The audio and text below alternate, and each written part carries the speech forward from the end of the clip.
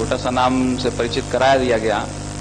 विवेकानंद केंद्र कन्याकुमारी, आप लोगों को शायद कुछ लोगों को जानकारी हो कि कन्याकुमारी में स्वामी विवेकानंद ने ध्यान लगाया था। संपूर्ण भारत में घूमते हुए उनको अपने जीवन का लक्ष्य प्राप्त नहीं हो रहा था। गुरु मिल गए, साधना मिल गई, शक्ति मिल गई, लेकिन क्या था जिस कारण से अभी भी वो अधूरा अधूरा लग रहा था। कन्याकुमारी में पहुंचे, भारत माता के चरणों में पहुंच करके ध्यान लगाया, उनको संपूर्ण भारत का चित्र प्राप्त हुआ। संपूर्ण भारत में क्या चल रहा है उनको प्रत्येक गांव और नगरों की स्थिति पता थी। उन्होंने उस चीज को समझा, भारत की गरीबी को देखा, भारत में फैल रही बीमारियों को देखा, अंग्रेजों की गुलामियों को देखा और हो रहे अत्याचारों पर को देखा। देखने के पश्चात जो उनके मन में पीड़ा थी, जो दर्द था, उस कारण वो मां भगवती के चरणों में रोने लगे कि मां मैं क्या कर सकता हूं। समुद्र में तैरते हुए, शार्क मछलियां थी, बड़े बड़े केकड़े अभी भी हैं उसमें समुद्र में तैरते हुए, बीच में शिला बनी हुई है। माता कन्याकुमारी ने उस शिला पर तपस्या करी थी, एक पैर पर खड़े होकर। वहां पर 3 दिन और 3 रात कंटिन्यू बिना कुछ खाए पिए ध्यान लगाया। उनका ध्यान लगा और ऐसा लोग कहते हैं कि उनको मां भगवती का साक्षात दर्शन हुआ। उन्होंने भारत के भूतकाल, वर्तमान काल, जो कि अंग्रेजों की वर्तमान परिस्थिति उस समय पर थी, आज से 150 साल पहले, 130 साल पहले मान के चलें,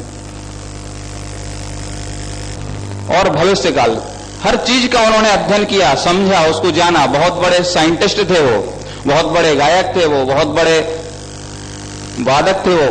स्वामी विवेकानंद के बारे में आप सभी लोग हो सकता है हमसे ज्यादा जानते हो, और उनकी 150वीं जयंती मनाने के लिए हम सभी लोग आज पूरे देश भर में, प्रत्येक नगर में तैयार हो चुके हैं, संपूर्ण भारत में।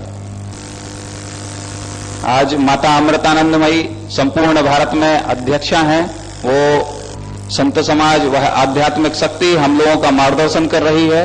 उनकी अध्यक्षता में संपूर्ण देश के प्रत्येक नगर में, आप लोग जिस नगर में रहते हो, अपने अपने गांव में अगर पूछिएगा कि सामूहिक सूर्य नमस्कार हुआ था क्या, तो कई सारे लोगों को पता चलेगा कि हाँ हुआ था। क्या पटना, क्या दिल्ली, क्या अजमेर, क्या अहमदाबाद, संपूर्ण भारत में और छोटी छोटी जगहों में, छोटे छोटे जिलों में भी कार्यक्रम हुआ, लोग आए। स्वामी विवेकानंद ने कहा है कि तुम लोग शक्ति की उपासना करो। गीता रामायण तुमको समझ में आएगा, लेकिन समझ में आने से पहले तुम्हारी शक्ति होनी चाहिए। लोहे की मांसपेशियां, फौलाद के स्नायु, ऐसी शक्ति होनी चाहिए कि विश्व की कोई भी शक्ति तुम्हारा विरोध ना कर सके। इतनी ताकत क्या तुम लोगों में है? स्वामी विवेकानंद इस पर बार बार जोर देते हैं। इसलिए शक्ति की उपासना आज हम सभी लोग जानते हैं, गायत्री परिवार का भी मुख्य लक्ष्य है। भगवान सूर्य की उपासना हम लोग छठ पूजा के समय पर ही करते हैं और फिर बाद में छोड़ देते हैं। भगवान सूर्य क्या है? नित्य प्रेरणा देने वाले हैं, कर्म योगी, सतत कर्म में लगे हुए हैं, किसी से ना राग है ना द्वेष है, सबको देने का काम कर रहे हैं।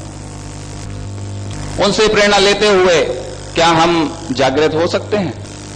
भगवान सूर्य की हमने उपासना करी, सूर्य नमस्कार किया। अकेले वो कोई ऐसा कार्यक्रम नहीं था कि लोग आए और थोड़ा बॉडी वॉडी बना के चले गए, ऐसा नहीं है। वह एक मैसेज था कि हम लोग जागृत हो रहे हैं, संपूर्ण देश जागृत हो रहा है। एक छोटा सा मैसेज। आज हम सभी लोग देश की परिस्थितियों को बहुत अच्छे तरीके से जान रहे हैं, पेपर पढ़ रहे हैं, टीवी देख रहे हैं, हर न्यूज चैनल कोई सा भी खोल लीजिए, हर तीसरी न्यूज अश्लीलता भरी हुई है। आप देख लीजिए, सच्चाई है ये समाज की। पेपर खोल लीजिए, सिवाय बलात्कार के, सिवाय आत्महत्या के, ऐसा कोई सा भी पेपर उठा लीजिए, यही खबरें छपी हुई हैं। युवाओं मन को कभी सोचा नहीं गया, कभी टटोला नहीं गया। एक जो पीड़ा मेरे मन में है वो मैं आज आपको बताने के लिए आया हूं। वो पीड़ा क्या है? वो पीड़ा है आज की, वर्तमान की देश की सबसे बड़ी चुनौती और सबसे बड़ी ताकत, सबसे बड़ी समस्या, उसको जो नाम दें वो सब कुछ है। सबसे बड़ी पूरे विश्व की। आज संपूर्ण भारत का नक्शा अपने सामने लाइए और देखिए कि इस संपूर्ण भारत के नक्शे में 55% युवा आबादी है, 18 वर्ष से लेकर 40 वर्ष तक। 55%। ऐसा लोग बोलते हैं, पढ़ाई लिखाई नहीं करते हैं। माता पिता बोलते हैं बात तो मानते ही नहीं है, तो ना तो माता पिता की बात मान रहे हैं, ना किसी धर्मगुरु की बात मान रहे हैं, ना किसी पढ़ाई को लेकर के चल रहे हैं, ना उनको कोई शिक्षा दे रहा है, ना उनके कोई अधिकारों के बारे में सुन रहा है। भारत में बजट पास होता है, युवाओं के लिए कुछ नहीं। रेल बजट पास होता है, युवाओं के लिए कुछ नहीं। नौकरियां निकलती हैं लेकिन युवाओं के लिए कुछ नहीं। ये स्थिति आज वर्तमान देश की, और उसमें 55% युवा आबादी है, सोच लीजिए।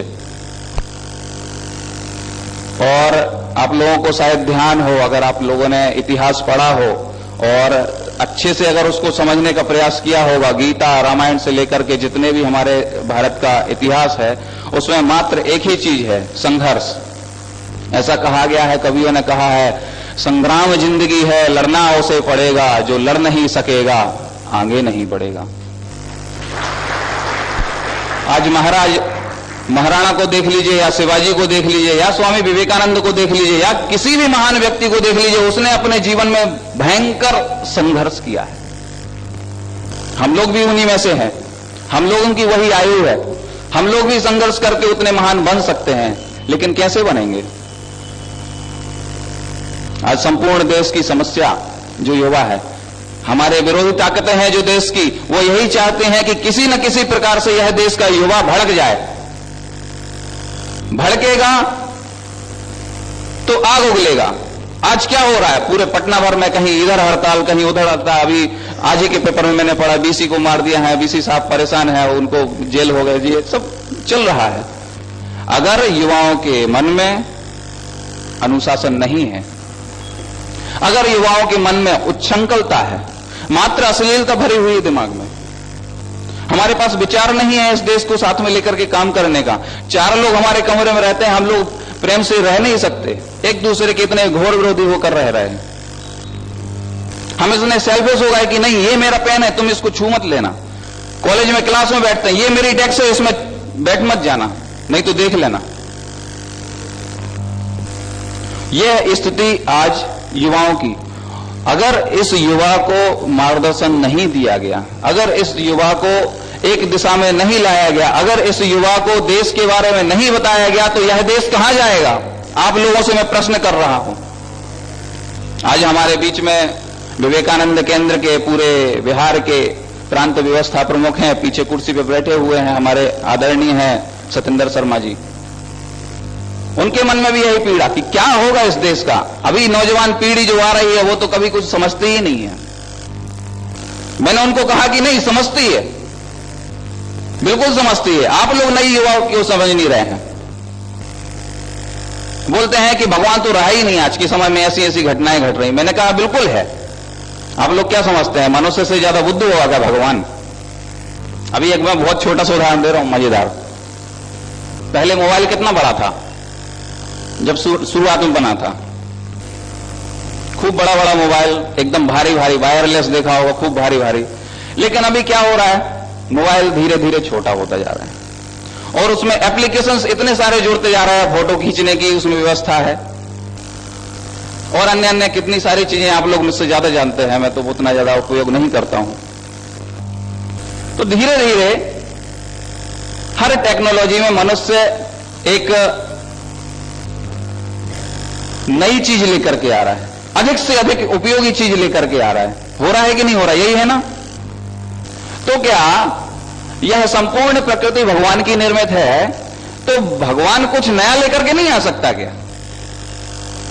बोलते हैं, एक सज्जन बोल रहे थे, महाराणा प्रताप तो इतने बलशाली थे, 100 किलो का भाला उठाकर चलते थे, इतने 300 किलो का ये उनका कवच था और उनका घोड़ा ऐसा, और उनका बहुत ताकत की बात कर रहे थे। पुराने लोग इतना घी खा जाते थे और इतना 500-500 किलो वजन अपने उठा लेते, 100 किलो के बोरे तो ऐसे उठा उठा के रखते थे। मैंने कहा सही बात। मैंने कहा आज के समय में हममाली की जरूरत है क्या? आज के समय में हममाली और युद्ध की जरूरत नहीं है, आज आवश्यकता है वैचारिक युद्ध की। हम लोगों को नीचे गिराने का साजिश हो रहा है, आप लोग नहीं समझ रहे हैं इस बात को। कई सारे लोग समझ भी रहे होंगे, लेकिन इस चीज का भी ध्यान रखिए कि हम जिस परिस्थिति में, जिस माहौल में, जिस परिवेश में रह रहे हैं, उसमें हमारे मनों के ऊपर में षड्यंत्र चल रहे हैं। हमको भड़काया जा रहा है, हमको वर्गलाया जा रहा है, हमको इस संस्कृति से तोड़ने का प्रयास यह सारी दुनिया कर रही है। और अगर हम वास्तव में आ रहे हैं, अगर हम वास्तव में शक्तिशाली हैं, अगर हमारे अंदर में क्षमता है, या वास्तव में हम स्वामी विवेकानंद के बारे में जानते हैं या इस संस्कृति के बारे में जानते हैं, तो हम कमजोर कभी नहीं रह सकते। कमजोर रहेंगे क्या, बताइए? जिसके ऊपर साक्षात भगवान की कृपा हो, जिस देश में राम और कृष्ण जैसे लोग जीवित हो, अभी भी जीवित हो मनों में, विचारों में। आज बात होती है कहां से कहां चला गया है यह देश, क्या हो रहा है, ये हो रहा है, वो हो रहा है। ठीक है, जागृत है क्या? आज कुछ परसेंट लोग नगरों में रहकर बड़ी बड़ी पॉलिसी बनाते हैं, गांव को विकास के लिए बात करते हैं, लेकिन गांव में कितने लोग हैं? गांव का विकास करने वाले कितने लोग गांव के अंदर में हैं? बड़े बड़े निर्णय ले लिए जाते हैं गांव के अंदर में, कई सारे अबलाओं को बेइज्जती करी जाती है उनकी, लेकिन निर्णय लेने वाले लोग कहां हैं गांव में? यह सोच समझ रखने वाले वरिष्ठ लोग जो होने चाहिए, जो धर्म के अनुसार कर्म करते हो, ऐसे लोग कहां हैं? बोले धर्म का तो नाश हो गया। बोले कोई नाश नहीं हुआ है, आपने अपनापन लगाया है क्या? इस देश का जो युवा है, उसकी जो सोच है, जो चाहता है बढ़ना, टेक्नोलॉजी चाहता है, क्विक एकदम फास्ट सर्विस चाहता है, कोई भी चीज हो तुरंत होनी चाहिए, तो आपने वो दी क्या? अब नहीं दी तो फिर सहो। हमारे मन में जो कुछ भी चल रहा है उसमें परसेंटेज निकालिए, कितना परसेंट हमारे इस देश के बारे में चिंतन में गुजरता है। स्वामी विवेकानंद बोलते हैं किसी भी देश का अगर भाग्य निश्चित करना हो तो उस देश के 4 युवाओं को पकड़ो, उनसे बातचीत करो और उनमें देखो कि कितना परसेंट वो देश के बारे में सोच रहे हैं। तो आज क्या है, अगर हम किसी भी चौराहे पर खड़े होते हैं, जो बच्चे बात कर रहे होते हैं, वो क्या करते हैं, फलानी मॉडल ऐसी ऐसी, वो ऐसा हो गया, वो ऐसा हो गया, उसने इससे शादी कर ली, उसने करीना का ये हो गया, ये हो गया, ये सब चलता है। उससे हटे तो दूसरा विषय क्या निकलेगा, अरे अनिल कुंबले ने ऐसा किया और धोनी ने तो ऐसा कर दिया, अरे बहुत मस्त मैच जीत गए, अरे हार गए, कई सारी चीजें। उससे अलग कर दो तो मोबाइल पे आ जाएंगे, तुम्हारे मोबाइल में क्या है, हमारे मोबाइल में ये है, देखो हम ये हैं, अरे तुम क्या हो, हम तो ऐसे हैं, तुम लोग तो बहुत छोटे हो, हम बड़े हैं। कितना परसेंट हम देश के बारे में सोच रहे हैं? अगर हम लोग देश के बारे में नहीं सोचेंगे तो कहां जाएंगे? आज हम लोगों के ऊपर में दायित्व है इस चीज को समझने का। आप लोगों को मैं बहुत ही अपने अंदर की जो भावना है वो एकदम व्यक्त कर देना चाहता हूं कि हम लोग बहुत भाग्यशाली हैं जो यहां पर बैठे हुए हैं। आज स्वामी विवेकानंद ने वसुधैव कुटुंबकम बोला, पूरी पृथ्वी को साथ में लेकर के चले, विश्व धर्म की बात की, मानव धर्म, विश्व धर्म, किसी छोटे मोटी चीजों को लेकर के नहीं चले। बोले कि धर्म कोई ऐसा नहीं है कि तुम्हारा धर्म है, तुम्हारा धर्म है, तुम्हारा नहीं, ऐसा नहीं है। धर्म मात्र एक ही होता है। अगर हम बैठे हैं तो बैठने का धर्म है। धर्म क्या है? एकदम सीधे रीढ़ की हड्डी सीधी करके जैसे बैठा जाता है वैसे है, ये बैठने का धर्म है। अगर हम खा रहे हैं तो दोनों हाथों से खा रहे हैं, ये क्या धर्म है? छोटी छोटी चीजों के अंदर में जो अनुशासन है उस चीज का पालन करना ही धर्म है। हम 4 लोग रहते हैं, मनुष्य एक सामाजिक प्राणी है, अगर हम दूसरों को विद्वेष करके उसकी गर्दन काटते हैं तो ये क्या धर्म है? कौन सा धर्म ऐसा सिखाता है? लेकिन आज के समय में वो ही माना जा रहा है। जिहाद करना बहुत बड़ा धार्मिक कार्य है, ठीक है, लेकिन वही मैं बोल रहा हूं कि हमको दिग्भ्रमित किया जा रहा है, बहुत सोची समझी साजिश के तहत ये सब कार्य किया जा रहा है। स्वामी विवेकानंद ने धर्म की व्याख्या दी है, मैं वही बताने के लिए आया हूं। समझिए इस बात को, हर चीज में अनुशासन, हर चीज में अगर मनुष्य है तो उसके अंदर में मानवता भी होनी चाहिए, प्रेम पूर्वक रहे, सम्मान के साथ में रहे, एक दूसरों का सहयोग के साथ में रहे। तो स्वामी विवेकानंद पहला सन्यासी पूरे दुनिया का, वहां पर विश्व धर्म में संपूर्ण देश के सभी देशों के जो धर्म अध्यक्ष होते हैं ना, वो सभी लोग वहां पर आए थे और सब अपने अपने धर्म की बता रहे थे। स्वामी विवेकानंद बोलते हैं विरोध मत करो, अध्यात्म का मार्ग सहयोग करने वाला है, भगवान की तरफ जाने वाला जितने भी रास्ते हैं अंततोगत्वा एक ही जगह पर पहुंचते, भगवान तो एक ही है ना, तुम चाहे उसको कुछ भी नाम दे दो। जो हमारी आध्यात्मिकता है उसको हमने विश्व मंच पे रख दिया, आज भारत देश इतना महान हो गया। बात को समझिए, कोई भी व्यक्ति पूरे विश्व मंच पर अगर भारत की आध्यात्मिकता को प्रदर्शित कर देता है तो वह महान बन जाता है। कोई भी व्यक्ति, आज हम जितने भी महापुरुषों के नाम लेते हैं उनको महान क्यों मानते हैं? हमारे इस देश के दो चीज आदर्श हैं। हम युवाओं के आदर्श नहीं पूछ रहे हैं, नहीं तो कुछ कुछ लोग बोलेंगे कि हमारा तो यार सलमान खान है, क्या बॉडी होती है उसकी, वाह। कुछ कुछ लोग अपना आदर्श मानते हैं अमिताभ बच्चन, हिश चला, कितना सारा है। लेकिन आदर्श इस पूरे देश का अगर हम देखा जाए तो आदर्श मात्र दो है, जिसके पीछे संपूर्ण भारत क्या पूरी दुनिया भी पीछे पीछे घूमती है। वह आदर्श क्या है? त्याग और सेवा।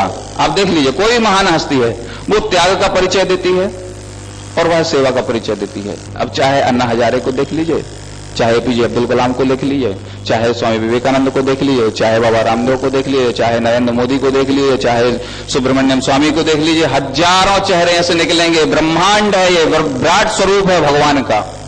संपूर्ण प्रकृति में हजारों मुंह, हजारों हाथ, हजारों नेत्र, यह सब क्या है?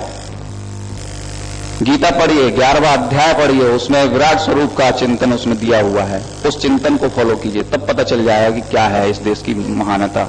और आज आप सभी लोगों के सामने मैं इसीलिए आया था कि हम सब लोग जो कुछ कर रहे हैं वो और भी अच्छा है, लेकिन इससे और भी ज्यादा अच्छा भी हम कर सकते हैं, कुछ परिवर्तन ला सकते हैं। उसके लिए भी हम लोगों को प्रयास करना होगा। आज स्वामी विवेकानंद की 150वीं जयंती पूरे देश भर में मनाई जा रही है। पहला कार्यक्रम जो हुआ था शोभा यात्रा का, आप लोगों में से कई सारे लोग यहां से गए भी थे। गांधी मैदान में एकत्रीकरण हुआ था, पूरे 5 जगहों से निकली थी शोभा यात्रा और एकत्रीकरण गांधी मैदान में।